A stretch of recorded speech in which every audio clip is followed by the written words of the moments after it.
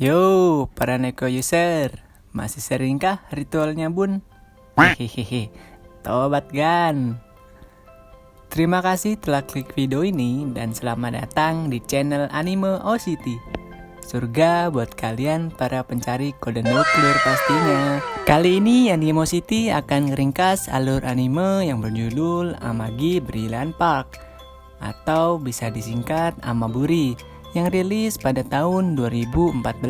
Secara singkat, anime ini bertema tentang taman hiburan, yang dulu para pekerjanya adalah makhluk dari dunia sihir. Mereka mengungsi ke dunia lain dikarenakan dunia asal mereka diteror oleh penyihir yang dapat mengendalikan naga kuno. Tapi sebelum kita melanjutkan bahasan alur cerita anime ini, buat para Neko user, jangan lupa klik tombol merah, subrek, dan jangan lupa like. Sorry dewa, ikuzo!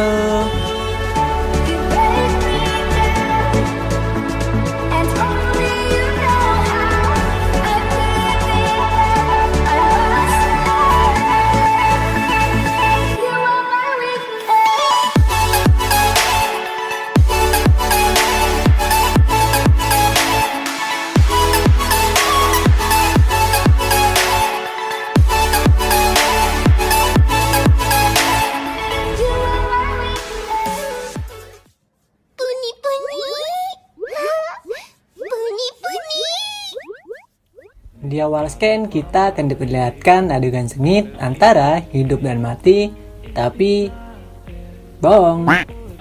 Sento Isuzu atau Mbak Sento memaksa Mas Kanye atau Kanisea agar mau berkencan di hari Minggu untuk pergi mengunjungi taman hiburan Amaburi. Namun Mas Kanye tidak bisa menolak dikarenakan Mbak Sento mengancam menggunakan shotgun puter yang tepat ditempelkan di kepala Mas Kanye. Pertemuan pun berlanjut di halte bus. Mas Kanye yang sedang asik melihat ketampanan dirinya sendiri dikagetkan oleh Mbak Sento yang tiba-tiba nongol. Masaka! Setelah beberapa menit naik bus, mereka pun sampai di depan gerbang masuk Amaburi. Mas Kanye yang bingung dikarenakan di hari libur tapi tidak ada banyak pengunjung. Mas Kanye pun bertanya di dalam hati, ini taman apa dompet akhir bulan ya? Tanpa basa-basi, Mbak Sento pun ngajak Mas Kanye untuk berkeliling mencoba wahana Amaburi. Namun lagi-lagi Mas Kanye kecewa dikarenakan staf dan pelayanan Amaburi yang sangat minim. Dikarenakan takut Mas Kanye ngamuk, Mbak Sento pun ngajak Mas Kanye ke salah satu tempat permainan yang sangat populer di Amaburi. Mereka berdua pun masuk dan bertemu dengan maskot yang bernama Movel. Mas Kanye melihat Movel yang seperti ingin ngajakin gelut, dan Movel yang membuat Mas Kanye semakin kesal. Akhirnya Movel pun melancarkan serangan kepada Mas Kanye dan terjadilah baku hantam. Hura hura hura hura. Tanpa disadari mereka pun terjatuh dan ternyata dikarenakan oleh Mbak Sento yang ngeluarin shotgun puternya untuk melerai perkelahian. Dikarenakan hari udah semakin sore, Mbak Sento pun ngajakin Mas Kanye ke 7-Eleven atau kantin. Dengan raut kesal, Mas Kanye pun memarahi Mbak Sento tentang betapa buruknya Amaburi. Mbak Sento pun kemudian ngeluarin catatan Death Note tentang Mas Kanye dan membacanya. Ternyata dulu Mas Kanye mantan bintang Indonesia Idol yang udah pensiun dikarenakan kalah pamor sama artis baru. Dikarenakan Mas Kanye makin kesel dibacain masa lalunya, Mbak Sento ngajakin Mas Kanye untuk pergi ke kastil. Ternyata Mbak Sento ngajakin Mas Kanye buat ketemu manajer asli Amaburi yaitu Latifa Fulanze. Kita panggil aja Mbak Tifa. Ternyata selama ini Mbak Sento ngajakin Mas Kanye kencan buat minta bantuan agar Mas Kanye bisa jadi manajer di Amaburi. Di tengah obrolan Mas Kanye dan Mbak Tifa, tiba-tiba Mbak Tifa langsung nyosor aja tuh. Setelah adegan sosoran antara Mbak Tifa dan Mas Kanye ternyata pingsan dan terbangun ternyata sudah ada di rumah. Mas Kanye yang panik tiba-tiba langsung aja ke kamar mandi dan tanpa melihat apapun tiba-tiba Mas Kanye melihat Sento yang tanpa busana. Setelah itu ternyata Mbak Sento jelasin tentang sihir kepada Mas Kanye. Akhirnya Mas Kanye pun percaya akan sihir. Scan pun berganti di depan gerbang Amaburi, yang mana ada beberapa maskot.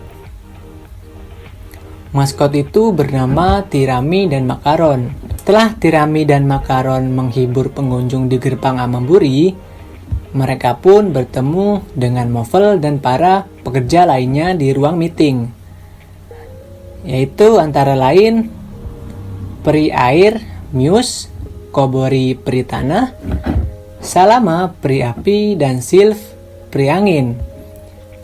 Keempat elemen tersebut suatu saat akan dibutuhkan untuk membantu Avatar. Mbak Sento yang masih ngebet banget sama Mas Kanye pengen jadi manajer, Mbak Sento pun ngajak Mas Kanye bertemu dengan para pemegang saham Amaburi.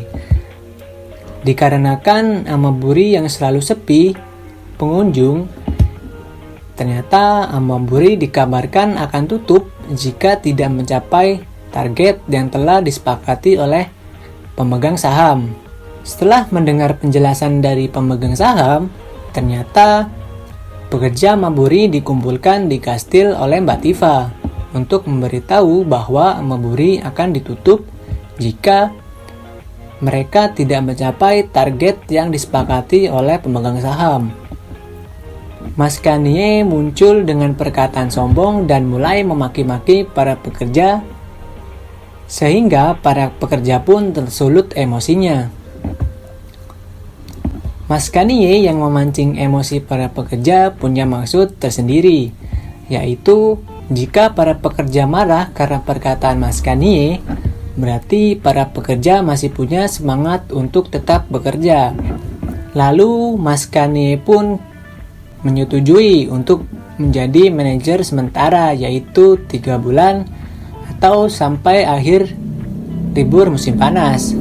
Hari pertama kerja Mas Kanye dimulai dengan adu jotos lagi dengan Movel. Seperti biasalah, Mbak Sento ngeluarin shotgun puternya buat ngelerai perkelahian. Setelah itu Mas Kanye merasa jika Amaburi tidak ada kemajuan, dan setelah dipikir-pikir panjang, akhirnya Mas Kanye pun berniat membuat video video promosi maksudnya, dengan menggunakan para pekerja yang pakai baju begini.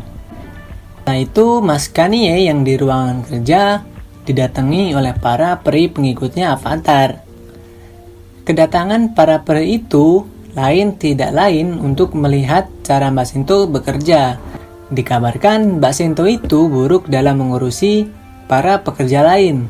Mbak Sento pun akan ngeluarin shotgun puternya ketika para pekerja tidak mau menurutinya. Scan berpindah ketika Mas Kanye kaget waktu ingin ke kastil. Ternyata Mbak Tifa lagi ganti baju, dan Mas Kanye pun berteriak.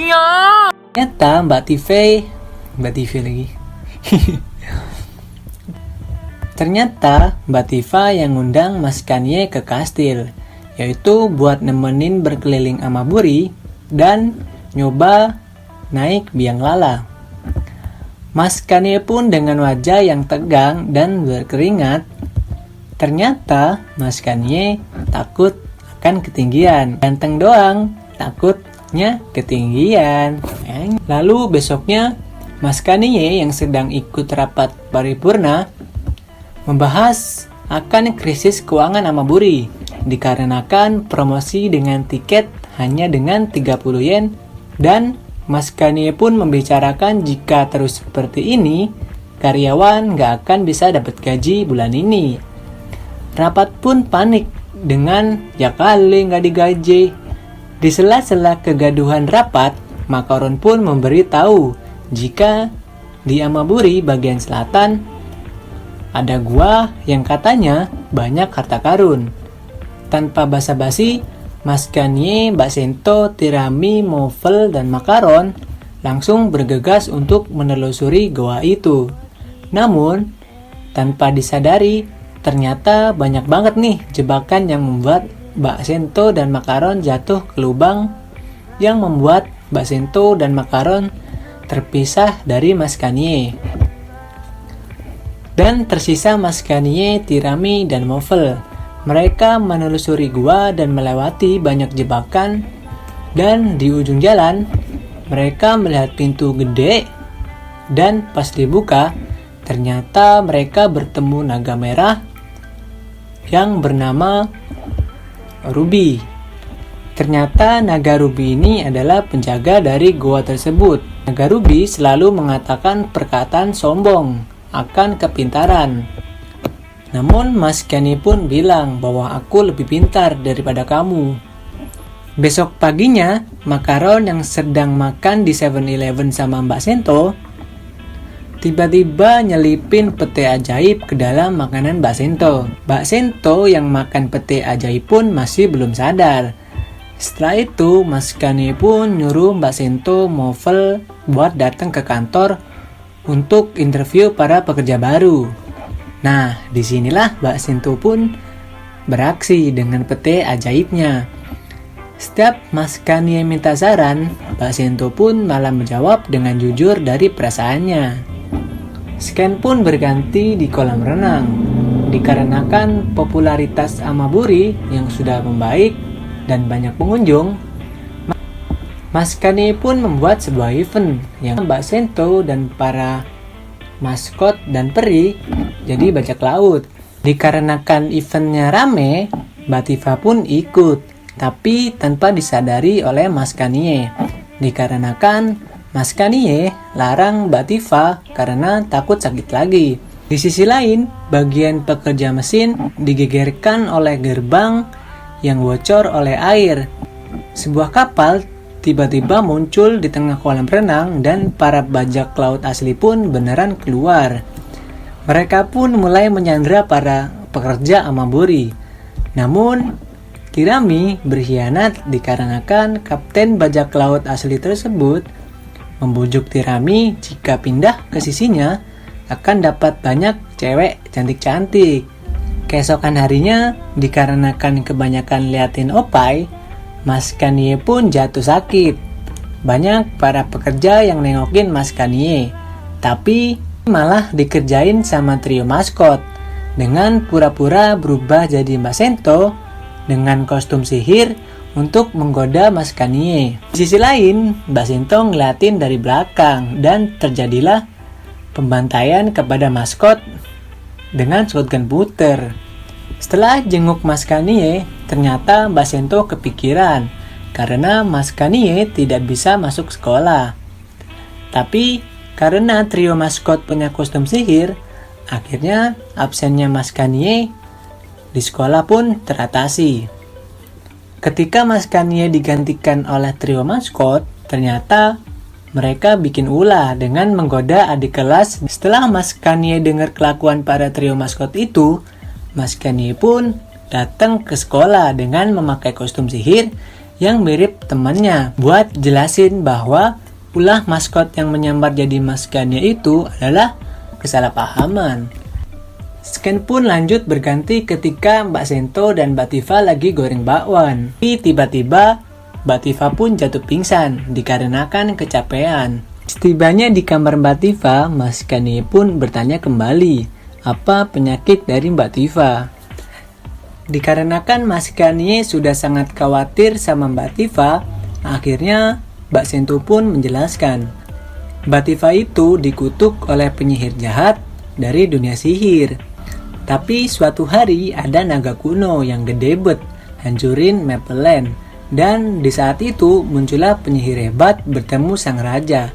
Dia berkata bahwa dia bisa membunuh naga kuno tersebut, tapi dengan syarat bahwa dia bisa menikahi putri raja tersebut. Dengan berat hati, raja pun setuju. Setelah naga kuno itu dikalahkan, penyihir itu pun menagih janjinya kepada raja. Tapi raja tidak bersedia menyerahkan putrinya dikarenakan curiga. Raja pun mengerahkan prajurit buat nyerang penyihir tersebut. Penyihir pun merasa sakit hati karena telah ditipu oleh raja. Penyihir tersebut lalu memberikan sebuah kutukan pada Tuan Putri, yaitu penghisap animus.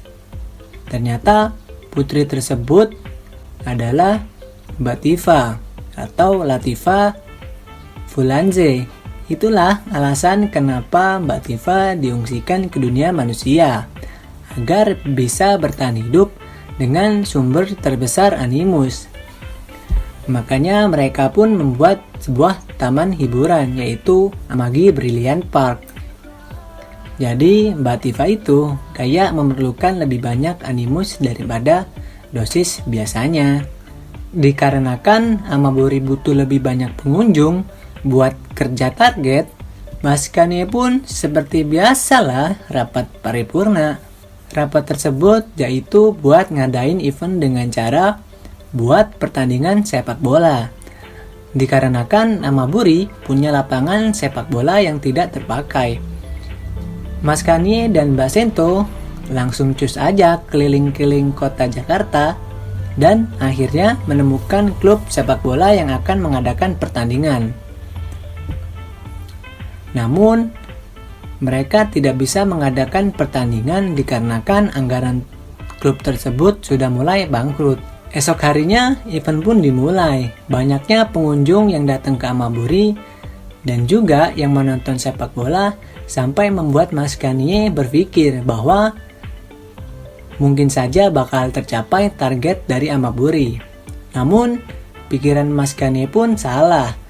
Setelah melihat Mas Kanye panik, para pekerja pun ikut membantu buat memenuhi target yang belum tercapai dengan cara turun ke jalanan dan membuat manggil teman-teman datang ke Amaburi. Dan setelah banyak orang dan teman-teman atau mantan dan gebetan datang, akhirnya target pun tercapai. Setelah itu, Mas Kanye pun mengumumkan bahwa tugas sebagai manajer pun berakhir. Setelah itu, Mas Kanye, Mbak Sento, dan Movel pergi ke kastil Mbak Tifa.